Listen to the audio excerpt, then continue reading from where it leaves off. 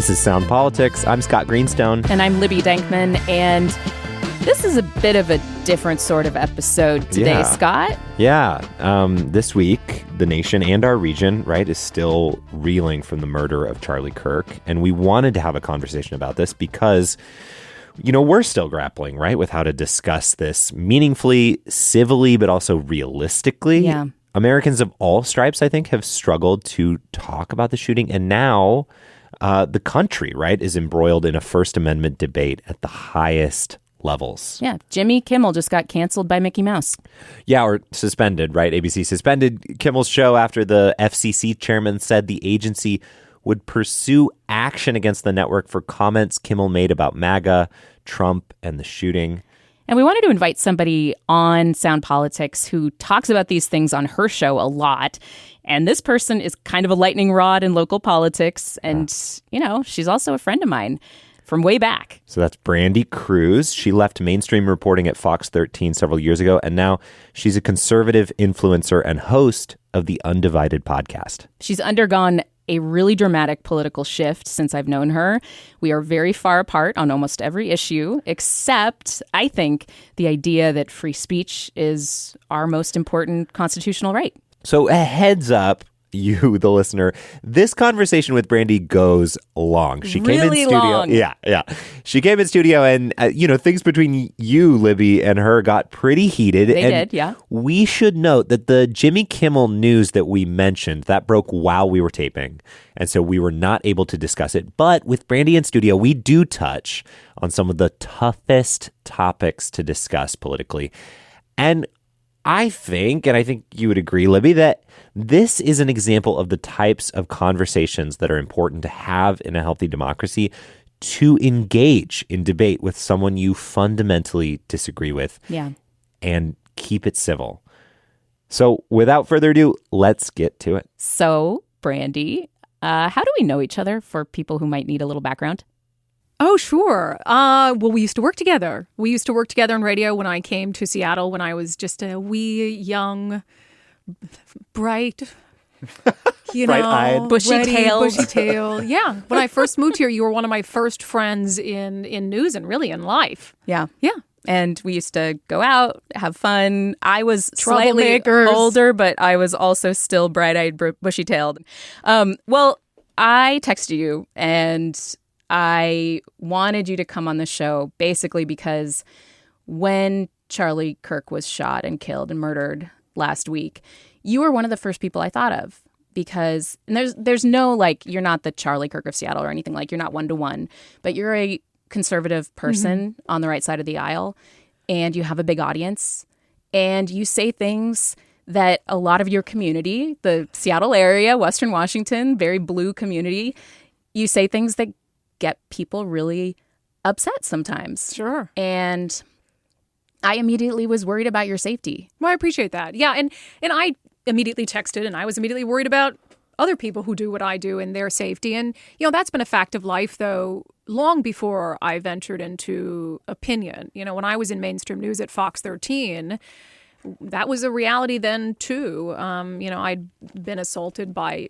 Antifa multiple times. And frankly, in 2016, during the presidential election, we spent, I think, $1 million at Fox 13 hardening our studio because of the fake news media narratives from then candidate Donald Trump. So, yeah, I think all of us in this position at some point in our careers have been the subject from one side or the other, one reason or the other, of people who wish to do us harm. The last couple months for me and for my family and for my, staff has been a little more concerning than ever, I would say. But I appreciate you thinking about me, and I thought about my safety too. Yeah. When that happened, for sure. Have you guys seen an uptick in threats? Oh, for sure. Yeah, not even a question. And it comes and goes, right? It ebbs and flows with particular news events. I was pushing for a parental rights initiative. That was a pretty scary time for us. I was painted as a transphobe, and things got very concerning very fast, and then it sort of fades away. Typically, the worst periods that I see for threats are after we've done high-profile segments talking about what I consider to be radical gender ideology, or if we're critical of educators in our public schools for things that they're teaching children. And we're going to get into that yes, in just a little bit. So it ebbs and flows. Yeah. So I just wanted to talk to you because I feel like you and I, we're not like close, dear, like best friends or anything today, but we've been able to reconnect. And since I moved back to Seattle, and I mean, your, I think, position in the spectrum of political alignment has changed a little bit, over the years, a lot over the years. I've always known you to be an excellent journalist and also just like a really dedicated and talented broadcaster. And, I immediately thought to myself, okay, if you and I are able to get dinner, sit down, and which we did, like, I don't know, a couple months ago, and we argued. Like, we did not we had some agree. drinks. We had some beverages, and we disagreed about a lot of stuff. But we were able to have that conversation and still, be friends at the end and walk away from it. And not feel like we had to lunge across the table, and do anything like that. And so I guess I just wanted to talk to you about, and I didn't mean to cut Scott out of that. I guess Scott and I want to talk to you about. We should invite Scott next time. We have a dinner and have drinks. Yeah. See how that goes. I wanted to talk to you about arguing better and disagreeing better and kind of where we are at this moment. Yeah. So maybe first, can you just kind of share your initial reaction to what happened to Charlie Kirk? Well, it happened while I was on the air. So our show, we do live. It starts at noon, our time, local time. And so it was like 2 minutes before we came on. And all I saw was the alert that Charlie Kirk had been shot and didn't have any idea how serious it was and didn't know, hadn't seen the video or anything like that. I think the first video I saw was just of students running. And then we're going through the show. We mentioned it off the top. We don't know how serious it is. But I mean, my heart was just racing. And I had never met Charlie Kirk. I wasn't someone who listened to his show every single day, but certainly, liked watching some of his debate clips and understood what he meant to the conservative movement and really to the president. I mean, I don't know if Donald Trump would have been reelected if it weren't for some of the efforts of Charlie Kirk and others close to him. And then we're in a commercial. We come back and somehow my X feed had repopulated, and all of a sudden right in front of me, and there's actually a moment, it's on video, you see me see the video of him being shot, and I knew that it was fatal instantly. I mean, I knew that there was no way he could have survived it, and it was so horrible and so gruesome. And I mean, I used to cover crime and justice. I've seen people who are deceased. I don't want to get too graphic. I've seen some horrible things. But I don't think anything prepares you for that ever, right? I've always tried to say I can't be desensitized to that. So it was it was a horrific reaction. I knew instantly what it would mean for the country, what it was going to do to political discourse. But I also thought, frankly, not surprised. I think it took me maybe an hour or so to get to that after the initial shock of it and realizing, there were false reports that he was stable. And I thought, no way he's stable. And then the president came out and announced that he'd passed away. And so then you start to think about, anger. Yeah. Deep anger. I woke up the next day with deep anger and hate, frankly. And then it's into sadness. I mean, I spent that whole night in tears. I was supposed to go to an event, couldn't go. And my husband's up next to me just, what can I do? What can I do? And I said, I don't know. I never met him. I don't know why I'm crying like this. I just, I'm worried for our country. I'm worried for myself. I'm worried for our family. And I just see it getting worse before it gets better. Yeah. So, I think I was scared, angry, sad. I was also on there live when we were actually in the middle of a pledge drive. And so we basically had to flip in the middle of what is planned usually for asking for money. I just had to live report that Charlie Kirk had been killed. We knew that he had been shot earlier. We had been kind of reporting it. And I think the first thing that went through my mind is, it's just going to get worse. I mean, horror, sadness, and then just a very sure feeling that there would be more violence that followed this. And it shook me deeply. It also shook me that I had people in my life who seemed cavalier or potentially even happy that somebody had been murdered because they disagreed with him. And that doesn't say that, again, I had huge disagreements with Charlie Kirk, and nothing will take, away the horror that I felt when I saw that day and knowing that this was, a murder of an innocent person and also something that was going to take our country in a dark direction. I listened to your podcast the day after, and I heard the emotion, and then I also heard the anger. And you said that you thought liberals had to apologize for what happened to Charlie. So I want you to talk to me about why you think that. Well, it wasn't really specifically what happened to Charlie. At that point, I think we were still trying to understand. I mean, it was very clear. And there was this frustrating moment, and I've been swept up in it before and been guilty of rushes to judgment, certainly. But there's always this frustrating moment after. It's almost like both sides are like wishing, oh, I hope it's not one of us. I hope it's not one of us. I hope it's not. It's one of them. And they're finding all these little things. And like I said, I'm guilty of doing those rushes to judgment as well. But that's almost this extra just frustration. It's like he assassinated Charlie Kirk. I mean, the rush to say, oh, he's probably right wing was like, oh, he grew up in a conservative family. Okay. I think my mother's it was like projection. Hopeful projection. Yeah. And even Jimmy Kimmel up into the weekend was making that projection. So the lens that I covered that through, and I think it's important for people to understand, I don't cover national politics. I cover Washington state politics. We try to do the same, but here we are. But there's a nexus here, right? And if any place in the nation understands the scourge of political violence and extremism, I would argue we have a good case to be made that we experience it far more often than most places. And that's really where that frustration for me came from. And if you could put yourself in my shoes, I used to be at, again, Fox 13. But even back in our days, Libby, when we started working together, when I was a liberal, I was a Hillary Clinton voter. I was a young liberal woman, moved to Seattle, working in Seattle. But I was still Antifa public enemy number one. I mean, we'd go out at the time and cover the Occupy movement and all of those things. And, I'd be harassed and assaulted and all of these things. And it only got worse. I think you stuck out a lot, again, because you were a young, blonde woman. And they immediately saw you, and you kind of became a celebrity on that, within those circles where it was like, oh, it's Brandi again. And it didn't matter really what you were, reporting, what you were bringing to it. It's like you became this symbol of the man, the mainstream media that didn't understand us. Yeah. But at the same time, and I still to this day, I refused to water down what they were doing. And back in those days in the Occupy, and it's kind of sort of a long-winded, but to get to my why liberals need to apologize, and I feel very, very firmly about that. And it's not just for Charlie Kirk, it's for a larger issue.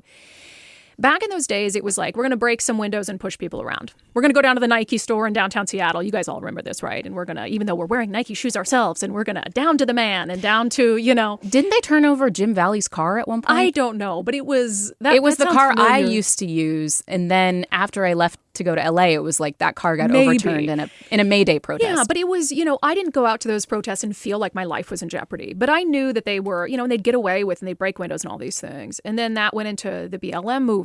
And then that went into, the summer of 2020. And I watched these things progressively get worse. And these acts of violence, vandalism, the threats against me were getting worse. My crew was famously mobbed at CHOP. We had to seek refuge in a fire station. It was one of the most traumatic things I've ever experienced out in the field. And, had elected leaders who wanted to excuse that behavior because my presence was triggering or whatever it was. And then, of course, now I just give my full-blown opinion. And so whenever I go out, which is more rare these days, but the second I went out to an ICE protest, in June, I was assaulted, had wasp killer sprayed in my eyes and all these things.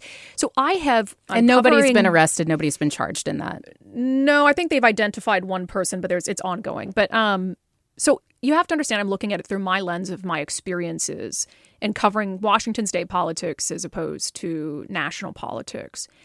And what I have seen over those 15 years is a dangerous progression. They've gotten, on the far left, more and more violent. I've experienced it personally. And we have politicians who have become less and less willing to call out the violence as it's happening or even after it's happening.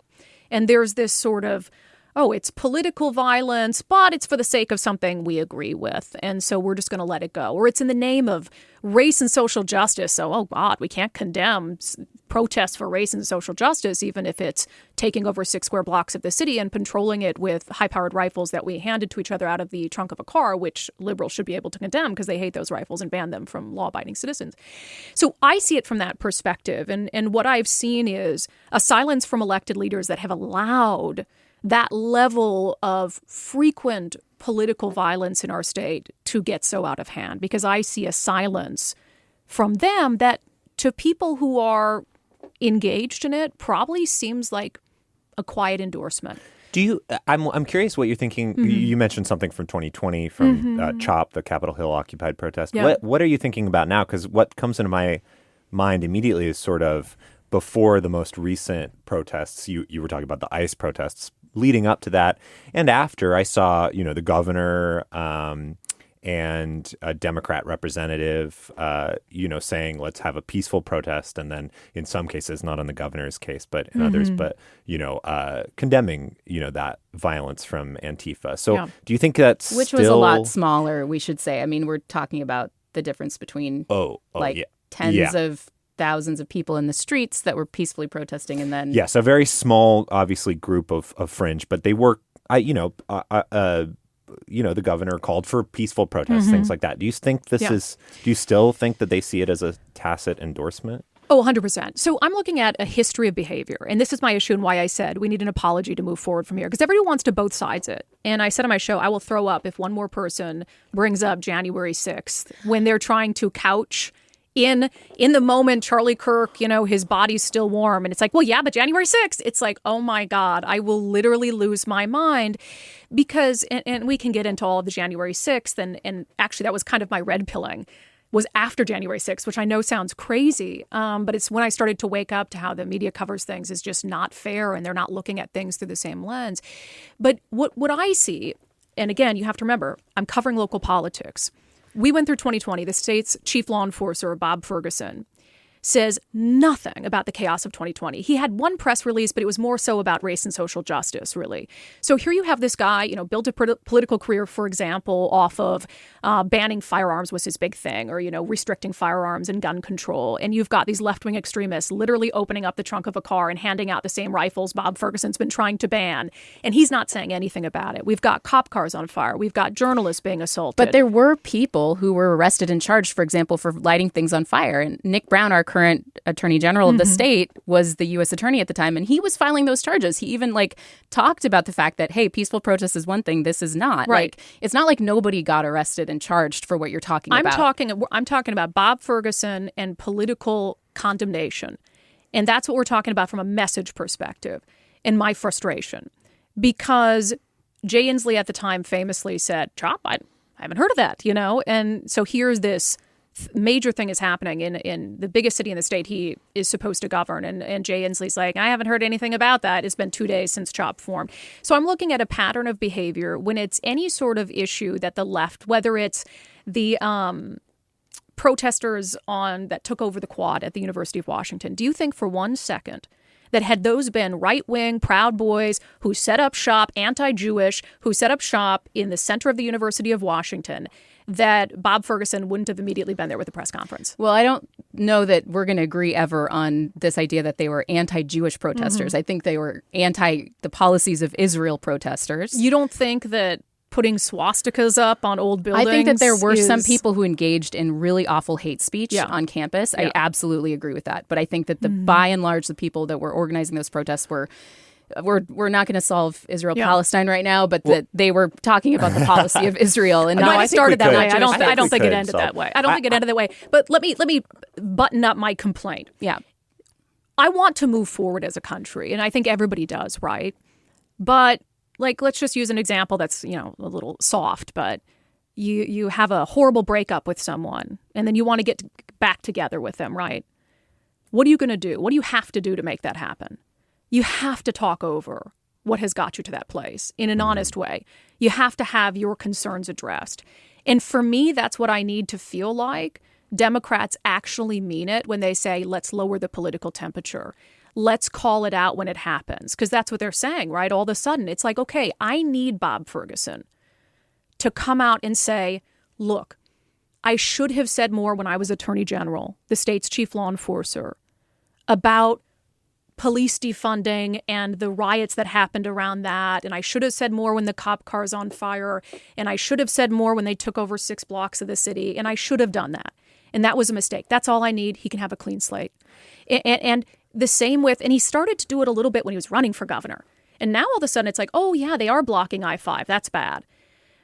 and I stand by this, he's an alum of the University of Washington, so was Governor Jay Inslee. If you had any semblance of right-wing anti-Semitism that rooted itself on the campus of the University of Washington, their alma mater, they would have been there.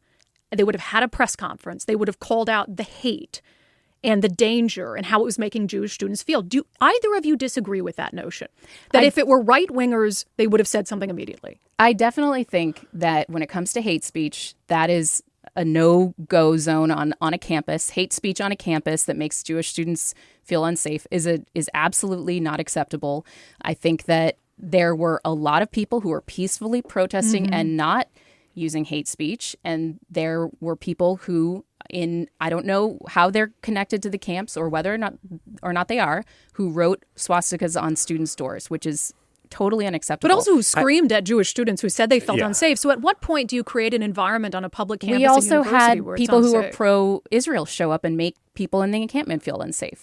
There were also people who were made to feel like there was anti-Islam sentiment, there were anti-Palestinian sentiment. It's not just one way in this situation. I just disagree. I think that is the issue in the rank both sidesism. Is you have left-wing extremism. Will any of you disagree with me, please? Brandi, really quick. Left-wing extremism in our state is by 1,000 times, however you want to characterize it, is far more prevalent than right-wing extremism.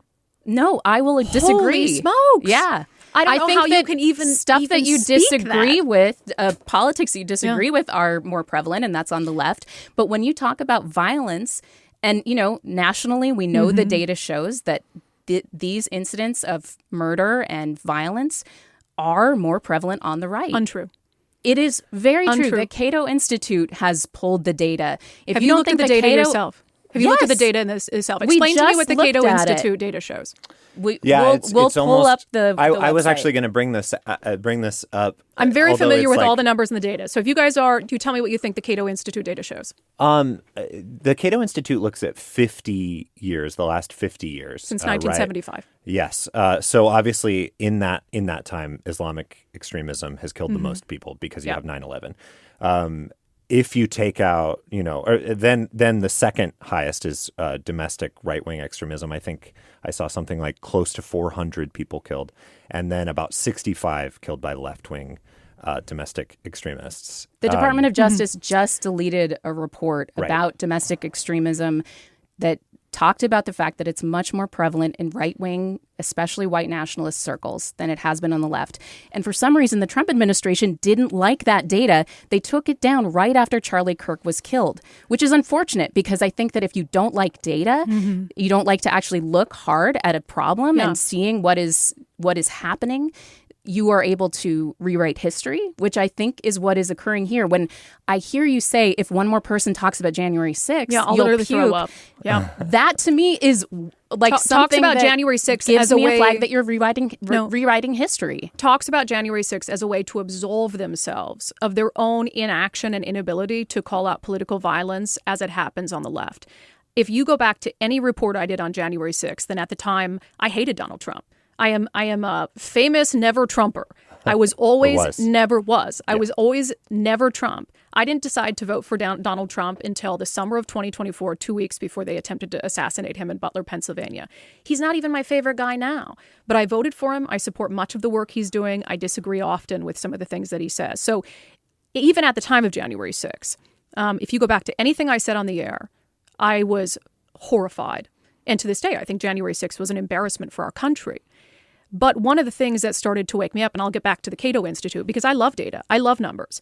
And when I hear a talking head on MSNBC say, the Cato Institute says right-wing violence is more prevalent than left-wing political violence. That was a really good impression of Scott. That was an amazing impression I just know that they haven't actually read it. And they had a headline from the Cato Institute, and they thought, perfect, this is for our narrative. And there's actually a lot more that we have to bifurcate out in that data to truly understand the problem and the point that I'm trying to make. And I hope we have the time to do that, because I do actually think it's very important.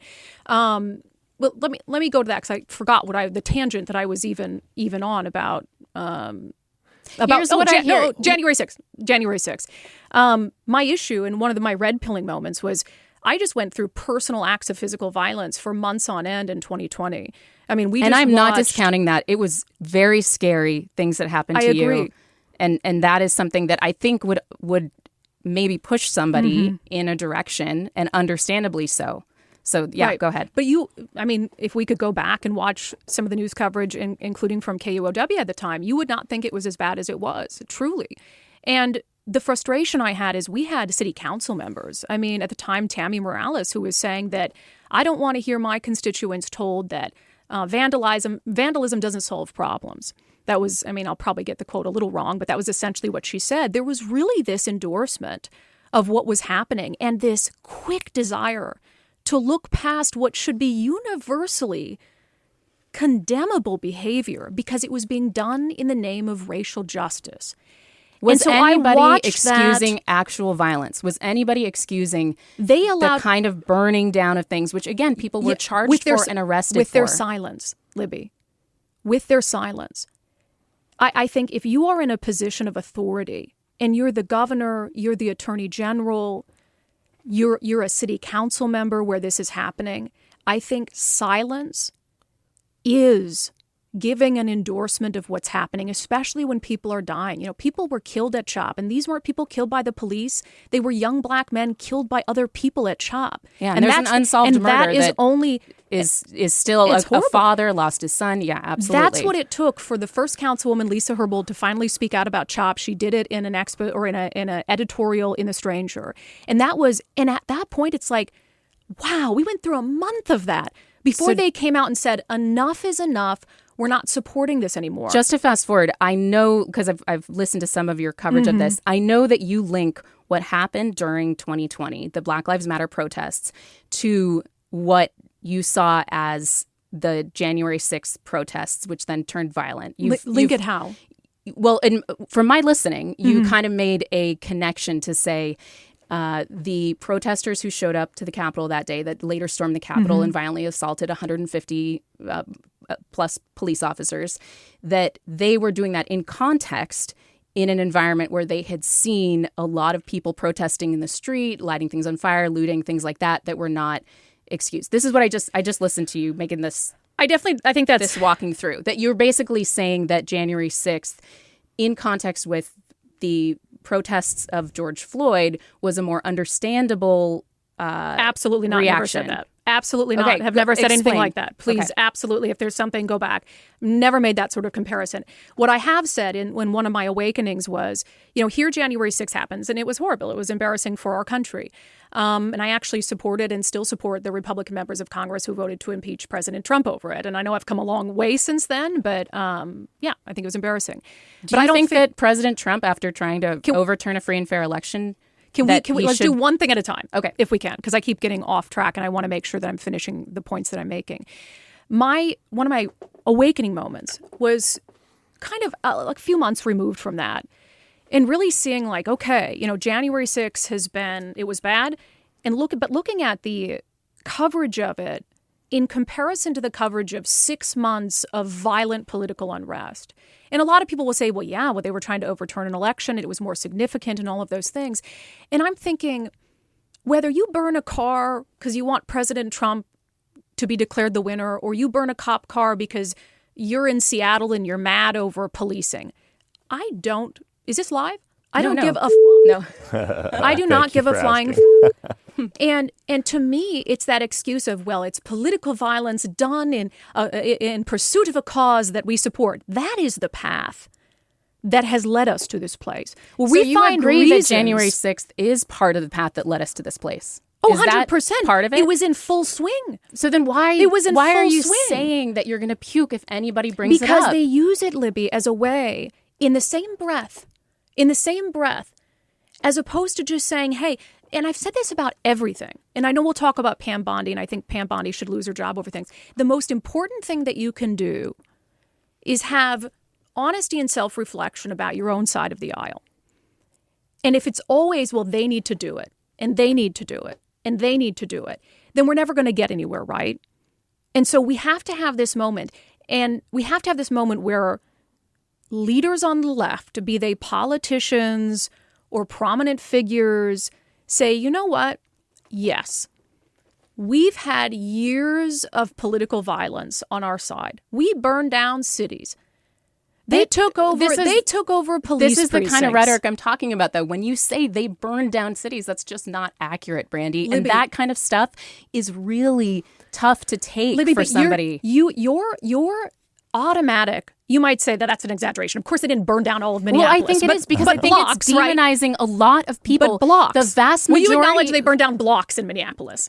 In Minneapolis, yes. Yes. So what I'm saying, when you say they burned down cities, yes, you are taking a whole lot of people who were out in the street protesting for a very, I think, righteous and peaceful set of causes, and you're taking these incidents of violence that were part of this. Again, property violence mostly. Oh, okay. And you are painting this with property violence. I do think no big property deal. Violence is different. I don't think that it's excusable, but I think it's different than murder. And you are taking these, what I think are proportionality issues. So, for example, the Antifa protesters in downtown and the people who sprayed you with wasp spray, which is totally inexcusable. These are not people that are being rooted on by our elected leaders. If you're saying that they're by their silence, I don't buy that. And in fact, again, the governor most recently very firmly said people need to be peaceful when they protest. Our Attorney General, Nick Brown, prosecuted BLM protesters. There are people in prison today who were burning it in Seattle. Do you think it matters if people in positions of power speak up? Let me now finish my train of thought here. But when you talk about, yes, January 6th and up to Melissa Hortman, who, by the way, was also murdered Minnesota for a Speaker political reason. Democrat. Yes, by somebody who had a hit list of 12 liberal lawmakers in Seattle or in Minnesota. It was actually more than that. It was like 30, I think. So dozens. It was a hit list of liberal people. Now, when you ask the president about this, the last couple of days, media asking the president about this, he doesn't even know who she is because the only violence that is being investigated, is being reacted to, this is the perspective, of people on the left, is violence that fits a particular political narrative. And I don't see that going on with people like Josh Shapiro, with people like other leaders, Gavin Newsom even. I see them condemning it on both sides. And that might make people roll their eyes, but I think it's important to take the temperature down in that way. And instead, what we hear from the president right now, and again, it's important for proportionality that this is coming from the top. What we hear from the president right now is retribution, is fire and brimstone. And that, to me, is a very serious proportionality problem.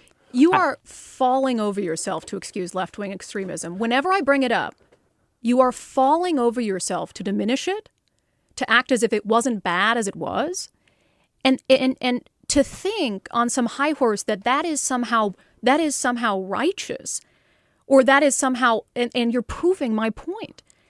Every time that I try to explain from personal experience or otherwise, do you think how bad every time, Libby, how bad left-wing extremism has been in this state, and it's undeniable. And I can get back to the Cato Institute numbers because we're shifting now. You're immediately jumping to explain why, Brandi, property damage. They didn't burn that many things. It was just a couple buildings. I'm hoping it's shocking. I'm hoping we can shift the conversation less to like left, right, whose problem is it more, whose politicians are responding better, and a little bit more to how we can lower the temperature on this. Yes, but I agree. But we do need to take a quick I'm on my high horse though, before, Scott, and Brandi is with her gaslight. Her horse is so high, and her gaslight is very bright. Yes. My phone just flew off the table. We are going to get into all of that. We need to take a quick break. We're speaking with Brandi Kruse. She's the host of the UnDivided Podcast. We'll be back in a moment. Welcome back to Sound Politics, and we're speaking with Brandi Kruse. We have been talking a lot about which side, I don't know, should turn down the temperature. I'm hoping we can turn a little bit more to just this idea of like, how do we turn down the temperature on the talk of political violence? One of the things, I talked to an expert on political violence recently for a story are my favorites. And he was talking about, we've talked about numbers, we've talked about the Cato Institute, things like that. His argument was that it's not so much about the ideology. Many of the people who think it is okay to commit violence don't have coherent ideologies. We see that with, like, for instance, President Trump's would-be assassin, Matthew Crooks. Some of them have swung between hard right and hard left, right, in that sort of horseshoe way that we sometimes see. I'm wondering, Brandi, are you worried? How do we do you think we need to make it less about ideology, and like how are we going to actually turn down the heat on this whole conversation and get to the point where we can just have less violence in general, right wing, left wing, whatever? We just take commercial breaks when things get too extra, too capitalism, and then will you save won't. us. Yeah, and then you won't let us finish our argument, which I will finish for the end of this. Look, I think that first of all, we have to understand disagreement is not division. Disagreement is not division, and if you think that someone disagreeing with your opinion on something, if you think words are violence, that's a problem. I just want to be clear that Brandi and I are going to be friends after this. Oh, yeah, we'll be fine. We'll be fine. We can argue and we can disagree, but we will still be friends. Yes, no, it's fine. Scott is such a peacemaker, and I can tell that he was this in his family too. Middle child when people argue, he gets like the mommy and daddy are. And somehow I became a politics reporter. And I can button that up in one sentence. I want to hear it from everyone, and I want to hear it without it being couched in something else. And if there's one issue, if you look back through my whole career that I've been consistent on, it's been political violence. And in 2020, or 2021, when January 6th was happening in D.C., we also had right-wingers who stormed the governor's mansion. And Trudy and Jay had to hide in a closet, and members of the media were assaulted. I immediately spoke out about it, condemned it, shared the picture, tried to help them catch the guy. You will not find locally an act of political extremism that I have not called out. But we do not have instances of widespread, rampant, right-wing political extremism exploding on our streets. It's not as if it would happen and people wouldn't notice or wouldn't report on it. It would have been on KUOW. It would have been on all the TV stations. I'm talking about this street-level anarchy that for some reason we have allowed to continue as just a fact of life in Seattle. We're just going to be fine with it. Let Antifa tucker themselves out outside the federal building. Let them destroy the federal building. Let them light fireworks under people's cars. We're not even going to arrest them for it. I think that we have become accustomed to a certain level of left-wing political violence, harassment, and intimidation in our state that is undercovered by media outlets like yours, that is often couched in, but January 6th. And I think until we have a full, honest conversation about why we've allowed Antifa to get so out of control and to, as such a small group, have such a profound influence on public discourse in this state, I don't think that we can move forward. And that's the point I was making on my show. I personally, having been the victim of it, need to hear it. Because when we have elected leaders who, this sounds very big-headed, when the most prominent political reporter in the state gets assaulted on the streets multiple times and the state's political leaders don't say anything about it, I take that personal. And I want an apology. So that's where I'm at with that. January 6th, horrible day for our country. We have been down this path for a long time, and it's only getting worse. And this is what I think I expressed to you over dinner recently, and I'll just say it again here, which is when political violence is accepted and encouraged and rewarded, when it serves one party's purposes, which is what occurred after January 6th, when political violence is mocked the way that President Trump mocked the attempted murder of Paul Pelosi. Nancy Pelosi would have been dead if she had been in that house. When political violence is the current president of the United States doesn't know the person who was just murdered in Minnesota because she was a left-wing lawmaker and targeted by a right-wing nutjob. Certainly, there is political violence rising on both sides, but it is being implicitly, I'll say, use the same framing that you do with Democratic lawmakers here. It is being implicitly encouraged, and in some places explicitly encouraged by the leadership of our highest office in the country. And that's a really scary time. And I don't know why we don't have the ability to to say both sides is an okay framing. Of course, immediately after Charlie Kirk is killed, we need to just explicitly say, mourn Charlie and say that was totally unacceptable and that his murder is a horrific act. But in the days after, when we talk about how we solve these things, I think we all do need to take a hard look at where it's coming from and talk about the fact that the right has encouraged and excused this. We could go around in circles, but again, and the left, Libby. I think that I'm looking at this from the perspective in some of situations, our state, I think our city, it's not even close. In some situations, the left, being like low-level people at a school district or, people on Twitter, I don't think that people in positions of power, there hasn't been a single person who tried to say that the Charlie Kirk thing was okay on the left. Like, there's not a single elected that you can point to. But there are people who have said things that aren't helping. Nick Brown was on your show, and he called Trump a fascist, and you didn't push back at all. And now, you've got fascist on a bullet, used by an assassin. And I don't know which bullet was used to kill him, but, we have this environment where... we can go around and around. Again, the CDC was just shot up by somebody who was radicalized by anti-vaccine ideology on the right. And a police officer was killed, which we almost never talk about.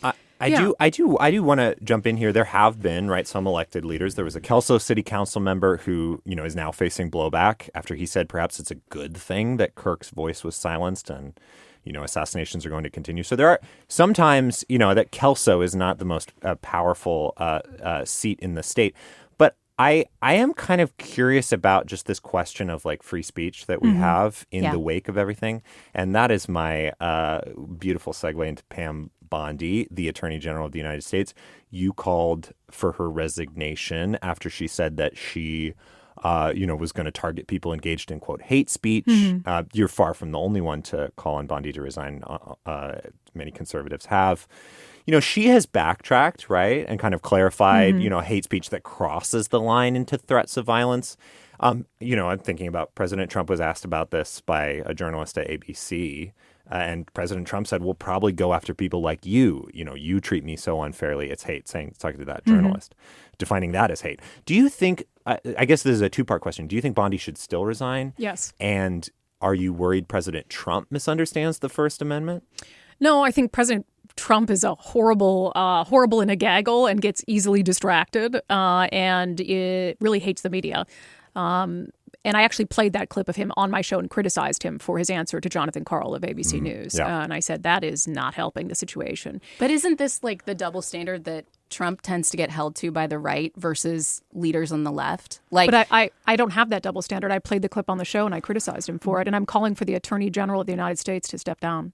But if there are incidences of Trump, for example, explaining away or laughing about violence, et cetera, those are not directly tied to the rise in political violence here Who today. said that? Do you think they are? Oh, that's great. Do you want to talk about that a little bit? Is Trump's rhetoric tied to the rise of political violence? I have no knowledge of, and if there is an individual instance you want to tell me, of him explicitly condoning political violence. I'll give you when he said that General Milley should have been put to death. I don't remember that. Because of, he said multiple times that journalists should be raped in prison, that they will be become multiple times at different rallies. They should become the spouse of some really tough guys in prison, and then maybe they'll turn over the leaker that we want to know about that reported on our... Obviously inappropriate. Obviously concerning. And the thing is, though, is I don't have an issue admitting that. I didn't even vote for Donald Trump until 2024. I've been pretty clear, and I think this is one of the misnomers of people who know who I am but don't actually watch my show. I have no problem criticizing Donald Trump. I wasn't familiar with the General Milley or those other instances that you gave, but that's what I fear is it feels like my friends on the right. It's like Trump is. Do you guys remember the Muppet Babies? Did you guys watch the Muppet Babies, the cartoon? You're too young, Brady. Oh, my God. I'm also too young. So the Muppet Babies were a cartoon where they were just the Muppets and they were kids and they would be playing and hanging out. Hans probably knows what this is. Oh, God, I'm so old. Muppet Babies are kids, right? And then when their parents would come in the door, it would be like, this is how the parents sound. Yeah. It was like honking. Oh, this is Charlie Brown adults. It's very similar to Charlie Brown adults, yes. So that's what it feels like, that everybody else is held to like a certain standard of adulthood and responsibility. And somehow Trump can say the most wildly irresponsible stuff, and it goes in and out of the consciousness like water. Yeah, the political environment has definitely changed, and Trump is an interesting beast, and I initially couldn't support him because his personal shortcomings, which he still has today. I mean, I don't think he's someone who I would be best friends with. I don't like how he speaks about and to people sometimes. But at some point, I stopped taking him literally, and that's maybe a dangerous place to be. I just stopped taking the man literally, and I stopped taking the media seriously. And after that, it became easier to say, okay, I can look at his policies, and I just have to look past some of these other things. And I'm not saying that's the right way to do it, but he's not this prim and polished politician that's thought through everything they've said. And so in that sense, I'm like, I just can't take everything he says literally, or I'll lose my mind and have full-blown TDS. And so maybe that's like a defense mechanism TDS for me. Well, there's two types of TDS. Thank you. Okay. Trump derangement syndrome type 1, which is what you are experiencing right now. And then Trump derangement syndrome type 2, which is Trump can do no wrong. He's like a god among men, and I will support him no matter what he does. So there's definitely two types of Trump derangement syndrome. But to your Pam Bondi question, so yes, I think she should still resign. So free speech is obviously important to all of us, right? We wouldn't have our jobs without it. But in particular, I've been very, very hard on elected leaders in our state for, what I really believe has been a path towards soft totalitarianism and some of their efforts to control or shame or punish speech. And so I have to be morally consistent. And if it was one slip of the tongue by Pam Bondi, but it was actually twice this week where she seemed to fundamentally misunderstand the protections of the First Amendment. And that is not who you want as the nation's chief law enforcer. She either fundamentally misunderstands or she understands and she says that stuff anyway. And I'm not sure which of those is more concerning. But of course, one, she said basically, about hate speech and suggested that it was going to be they were going to go after people for this speech, which, okay, yeah, you can say that you're glad Charlie Kirk is dead, and that's okay because we're in the United States of America. And then she put out this statement saying, well, I was talking about when speech turns into, actionable, whatever it is. It's like, well, there's already laws against that. Of course, you're going to go after people for that. But then if you listen to the full context, because she used the old, it was taken out of context. No, I watched the whole thing. It wasn't taken out of context. But the other issue happened a couple days ago. You'll remember there was an Office Depot that some young men came in. They wanted to print a memorial poster for a memorial they were going to host for Charlie Kirk. And the woman at the Office Depot said, we won't print that. It's propaganda. Now, that's atrocious. And that person's since been fired, and Office Depot apologized. But as a conservative, I think the free market should take care of that. The same with the bakery that wouldn't bake a cake for a gay couple. Like, that's atrocious, but the free market should take care of that. And I hope they go out of business for it if that's what the free market dictates. And so Pam Bondi suggested that the president or that the Department of Justice was going to somehow go after Office Depot for not printing this Charlie Kirk memorial poster. And that's something that I not only think is wrong, I actually think it's very dangerous. And so whether it was a slip of the tongue, a misunderstanding of the First Amendment, that's the nation's chief law enforcer. We cannot have someone there who doesn't understand or appreciate the First Amendment to speak about it with the weight and knowledge that it deserves. I want to ask one more question because we're coming up on time. Actually, we're way past the time. I don't think, obviously, we're going to agree on maybe what's causing political violence. I think we can all agree that we're heading in the wrong direction, right, when it comes to political violence in this country.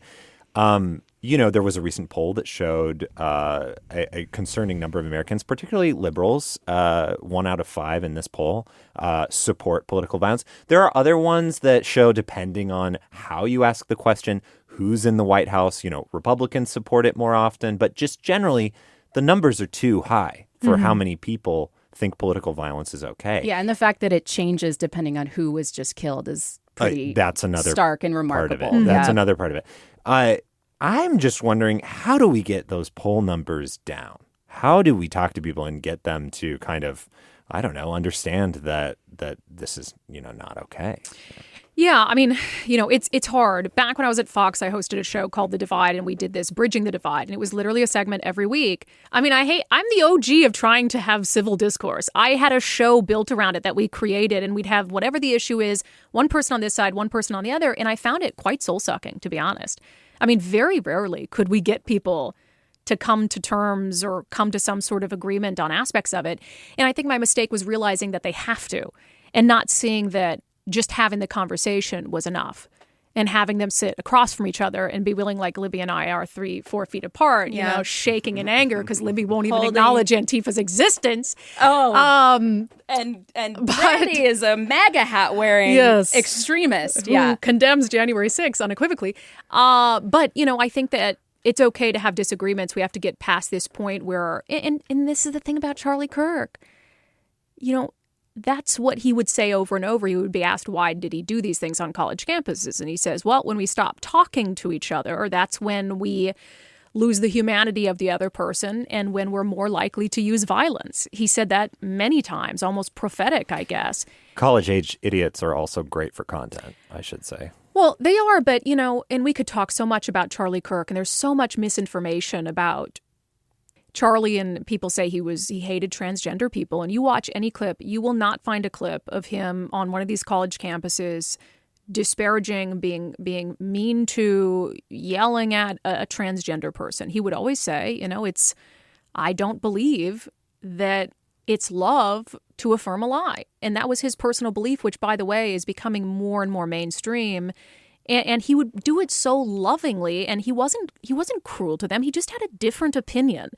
And so I think that we need to stop believing that words are violence. Now, yes, is there violent rhetoric that actually can cause harm to people if someone acts on it? Of course, and that's what we're trying to reduce. So I think just realizing words aren't violence, stop saying they are. Disagreement is not division. There's always going to be disagreement in this country. There has always been disagreement in this country. And I think for young people in particular, we have a serious crisis with an inability to form interpersonal relationships. They live online, and us, we're all in the age where we're kind of 1 foot in, 1 foot out, and we understand the value of putting our phone down and seeing our friends. And I'm really worried about the next generation, because when you only communicate with people and form these relationships through a computer screen, I do think you lose the humanity of that is a human being on this planet with their own hopes and dreams and their own families of flesh and blood. And so we have to do something to get youth out into the world again and touching grass and making friends and communicating with people and learning about their differences. So I'm more focused on how do we help the next generation avoid the mistakes that we've made. Yeah, I think anything that exemplifies that, it's the text that came out in the charging documents from the shooter, the alleged shooter. We still have to say, but I mean, there's a mountain of evidence. Seems like a lot of including his own admission. But the fact that he's focused on the memes that he carved onto his bullet casings and how hilarious it will be when people read the memes on Fox News, like, it tells you the disconnect from real life that this person was in, that he was so excited that memes that were part of an online subcultures would be read aloud as part of this coverage of this horrific murder he'd just committed. I think that is certainly something that we can all agree on, that there is a profound problem going on right now with internet culture, and especially young men who spend too much damn time online. And don't have the way to, like, think of people they disagree with as humans, as embodied people with rights and souls and everything. I want to change this subject now and talk about your views on trans people, because we've danced around the issue in this conversation, but I think we just need to get right into it. And the way to get into it for me is to understand, what do you mean when you say radical gender ideology? Yeah, so first let me explain that I am mostly libertarian. I have kind of 1 foot into the libertarian movement. So my goal and hope for every human being on this planet is they can be happy, healthy, safe, and do whatever the F they want with their lives as long as they just leave me alone. And this is a way that's like I just want to point out, like, you're not like a Christian nationalist. I'm not religious. Way that Charlie Kirk was. The last I checked, you're pro-choice. Pro-choice, up to fetal viability, which is the law in Washington State. Yeah, and I've always been pro-choice, pro-gay marriage. Yeah, you have, I mean, friends in the LGBT. Well, maybe not T, but LGB. No, I have two community. T friends. You have two T friends. Okay. Yes. So that is who I know you to be. So which is so funny because I'm like, oh, right wing Brandi Kruse is like on all the social issues. I mean, I grew up in the generation where those weren't even things. It wasn't even a question like gay marriage. What do you mean? I mean, I was pro gay marriage before Obama and Hillary Clinton were pro gay marriage, and that's just a generational thing. So I want people to live their lives. And I think that if identifying as a different gender and presenting as a different gender is what is going to give you the most happiness on this earth in the short time that you have, you do you. I genuinely do not care. The issue I have is when you call me a bigot for not affirming that something that is not true is true. I refuse to sit back, and I've been called a transphobe and all these things. There are some aspects of gender ideology that have been, in a way, forced upon society and sort of were expected to accept it. And if you push back, you are a horrible human being and you're hateful. And I just reject that. I reject that I'm transphobic. I just don't believe that men can be women and women can be men. And I am not going to pretend that men don't have biological differences. I do not believe biological men belong in athletics at any level, be it high school or Olympics or collegiate. I do not believe that gender ideology, this idea that literally a doctor guesses what you are at birth and, they do their best to guess it, which is actually in a book that was read to kindergartners in the Seattle Public School District. I don't believe that's something that we need to be pushing on kids. And I think that's something that should be squarely in a family to figure out if you want to expose your child to this idea that gender is a social construct or is somehow fluid. That is not the place of the government. It is not the place of the school. It is not the place of the government to say, if you want to come to school and be called a different name or go by a different gender, we are not going to tell your parents if you don't want us to. I think that leads to severe potential for mental health issues that parents are oblivious to. That's just ridiculous. So I think a lot of aspects of this gender ideology have been taken too far. I will never live not by lies. I will never tell you that 2 + 2 is 5. No matter how much you call me a hateful, bigot, horrible person, right wing, for not just saying, okay, it's 5, it's 5. I'm not going to do it. And I don't care if people think that makes me hateful. That's my only thing on transgenderism. But if you're an individual living your life, but over the age of 18, by all means, live your life, be happy, let's be friends. You do you. But you're not going to use the pronouns that a transgender woman, for example, uses for herself. So, no. What I try to do is I ask, what's your name, and I'm going to use your name. Mm-hmm. And if that's a different name, right? If you were Timmy and now you're Tammy, and you want me to call you that, by all means, I'll call you whatever you want to call yourself. But no, I'm not going to call a man a woman.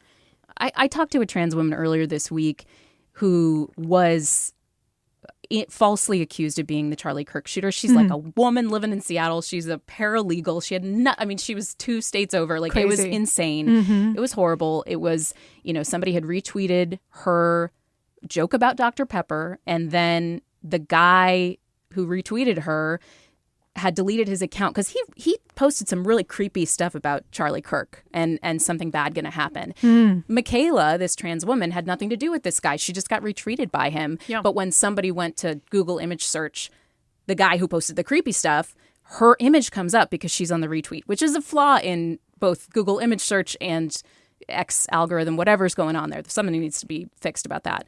But these internet sleuths think they've found the killer, and they start posting her image everywhere, and she starts getting death threats and et cetera, et cetera. So George Papadopoulos, one of them on the right who shared her post and got, a million views on it or something.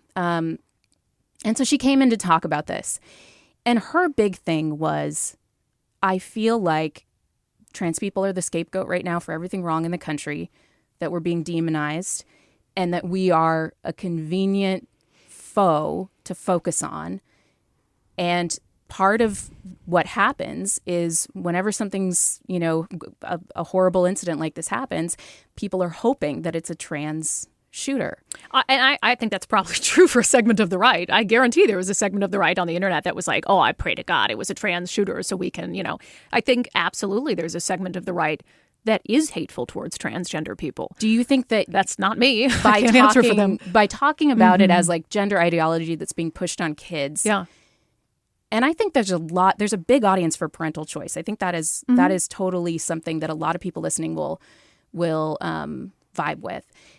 Do you think that there's a chance that when you talk about gender ideology being pushed on people, that that's part of this demonization towards trans people that then contributes to that overall, like maybe it's a trans person, or ew, this trans person is trying to turn my kid trans or something like that? What would the alternative be, Libby? To not talk about it? No, I think maybe that when you talk about the issue, when you talk about parental choice and in schools and things like that, that maybe I think there is an issue of emphasis. I think you talk about it a lot. And I think that the suggestion that people who go to school their kids are going to be, turned trans, or that this is like a scary ideology to be exposed to. You can have your differences, but I think that the vibe is that this is hurting kids. It is hurting kids. Have you ever had a detransitioner on your show? Have you ever platformed a detransitioner, either of you? I have not had a detransitioner on my show. I've had people talk about trans issues, and I just talked to Brian Haywood last week about sports, and I think I have really nuanced views about sports and whether or not there's a competitive advantage there. The mainstream news will not platform detransitioners. You won't find their stories. The last time in Seattle that someone who was in an accepted news outlet platformed a detransitioner, it was Katie Herzog at The Stranger, and she was chased out of town. And to me, and I have had several detransitioners, one a young man, just turned 18, but went through it when he was young, and then a woman who's now like 31 but had gone through transition like over a period of time. But I've also had transgender people on the show. And I think there's this weird unwillingness. Every other sort of medical anything in the world, if you were to go under some sort of procedure, whatever it is, you always want to know what's the good, what's the bad, right?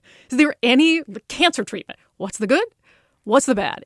Anything, no matter how minor, you want to know the good and the bad. The legacy media, yes, KUOW and others, they won't talk about the bad. I mean, they won't talk about the bad. I had Danny Eschini on recently, who was a I know who trans activist. Yeah, and I did bring up the questions about how long somebody gets therapy before they seek hormone replacement, hormone blockers, and things like that. Like, I did actually talk about the questions that people have about the protocols and the way they're applied, especially in American medicine. So I agree that a detransitioner has not been on the show, and maybe that's something we explore.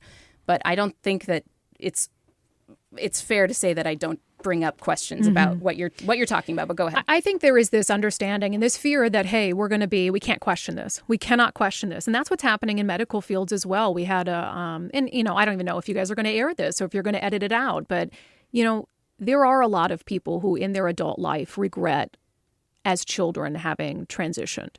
And I think those are important stories to share, and I don't think it's hateful to share them. I don't think it negates the experience of a transgender person who isn't detransitioning to share them, but there's a reason why the legacy media and mainstream media will not touch that issue. And I also, when you say, I think that I don't think there's a way I could cover the issue that you wouldn't suggest might be contributing to hate towards transgender people, because I think in a lot of ways, just the act of saying, I'm not going to say a man is a woman or a woman is a man, that's deemed hateful by people. And I think that's just truth. So for me, I'm not concerned whether you or anyone else think that it's causing hate against transgender people for me to point out a simple fact. And I think it actually underscores why I talk about it so much. And I mentioned this on my show a couple weeks ago, that some people might say this is a culture war issue, whatever it is, and dismiss it that way. I don't believe it is. I think it's an issue that fundamentally is a litmus test of one's ability to think critically and with common sense. And to me, on this station, on any other station, to act as if biology isn't biology every single time you do it is a lie that furthers this belief that if you don't go along with it, you're hateful. That has to stop. I want to agree with you on something, which is I do think that there are third rails on the left that keep people, even if they have nuanced opinions about these issues, that keep people from covering it and keep people from having the conversation, because I do think there is a need for uniform, and not in all circles, but in some circles on the left, there's a need for uniform ideological alignment. And that is a big problem. And the lack of the ability to have more detailed and sometimes differing positions on the left means that we don't look at issues as critically. And I'm talking, yes, when it comes to protocol and the way that healthcare for trans kids is approached. I'm talking about a lot of issues on the left. When we're not able to have those nuanced conversations, it ends up being that people are silent or fearful, or it gives the impression that there is like a cult-like devotion to like certain issues. And that, I think, provokes some people on the right to say, look, you all can't even be honest about your own disagreements. Mm-hmm. So we can't take you seriously. You're all not being honest about, or if you are honest, for example, when Gavin Newsom talked about sports and competition, he was lambasted. I will not agree with you on almost anything else we've talked about today, but I do think that there is a problem with having difficult and nuanced conversations on the left that I do think is a big problem. Yeah, the left worries about hurting people's feelings. I don't think that's a bad quality per se, but I think that there's this feeling that like, hey, we don't want to make anyone feel bad, genuinely. I don't want to make anyone feel bad either, but I will not live by lies, and I don't think we can live in a society as a free press where we base what we cover and how we cover off of how people are going to feel about it. And people will always take, words they hear and use it to push their own agenda. And I refuse to take responsibility for if I want to press an issue and somebody takes that and now they're angry about that issue. Okay, I'm not going to take responsibility for that. I'm not saying hateful things. And I know a lot of your listeners will disagree. To me, I try to treat people as people. And if something I say makes them sad, I'm sorry about that, but it's what I believe. Scott, are you still here? I'm sorry, Scott. Apparently, Libby and I have some old demons to hash out. We got some stuff to work out. Demons? I didn't think it was demons. But honestly, Brandi, I consider you a friend. Yeah. And I like talking to people about where they're coming from. Our views and our beliefs, as you guys know, are a collection of our life's experiences. And it's interesting to figure out what it was that brought someone to a certain place and what they've been through. And yes, because I've been victimized by Antifa for so long, has that skewed my perception of its, how much that contributes to the overall political violence? It's quite possible. It's definitely made me angrier, right? It's definitely made me angrier about it. Yeah. Scott, what do you think about how this has all gone down today? I still want to talk quickly about the Cato Institute. I don't want people to be misled. Yeah. Do you want to share that? It's just because I want people, again, I want them to be armed with the truth and think independently and critically. And my only thought of the Cato Institute is, and this is going to sound harsh, but the Cato Institute data is looking at lethality and lethality only. And since 1975. So only instances of political violence where people have actually been killed. And that's very rare, thankfully. In the United States, compared to other places across the world, lethal instances of political violence are exceedingly rare. And so you guys both know as journalists what that means when you have a very small data set. It means that one instance can skew the data. So one of the things that Scott had mentioned is obviously most of that, the vast majority, it's in the 80 percentile that the Cato Institute looked at was radical Islamists, right? And then you have to take 9/11. Out 9/11, but also if you take out 9/11. Yeah, Cato takes out 9/11 also, They take out 9/11 and then it drops to, I want to say, in the 60 percentile range. So it's still, most of it since 1975 has been radical Islamist extremists, right? You know, if we're talking about political violence, why are we not talking about radical Islam, which clearly is the predominant issue, even in the United States? But the media doesn't want to have that conversation.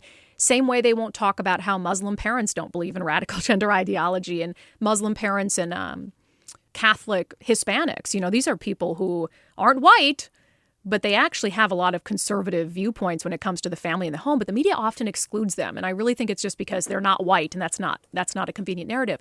But the issue with the Cato numbers to me is I don't think you have to kill someone to seriously contribute to political violence and the rhetoric in this country. For instance, who's not included in the Cato Institute numbers? The attempt to kill Donald Trump. Oh, okay. Which would inarguably be one of the most prominent instances of political violence in the last 50 years in this country. Or the attempt on Josh Shapiro's life, or the attempt on Nancy Pelosi's life. Exactly. Yeah. So you have so many things that are left out that have absolutely contributed. Doesn't have anything in there about, vandalism isn't included, right. Serious bodily harm isn't included. So it is such a small sliver of the political violence problem in this country. And even to understand it, you have to bifurcate 9/11 and all these things.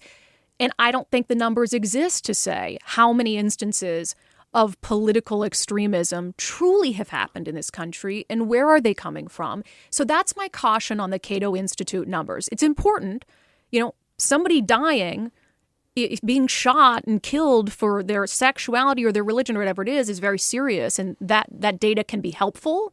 But I don't think it's particularly helpful in the conversation we're having today. That expert that I mentioned earlier, he was saying it's pretty clear. The numbers are right-wingers kill more people, left-wingers, this is not word for word, left-wingers destroy more property. I think by several orders of magnitude. That's just a more common thing.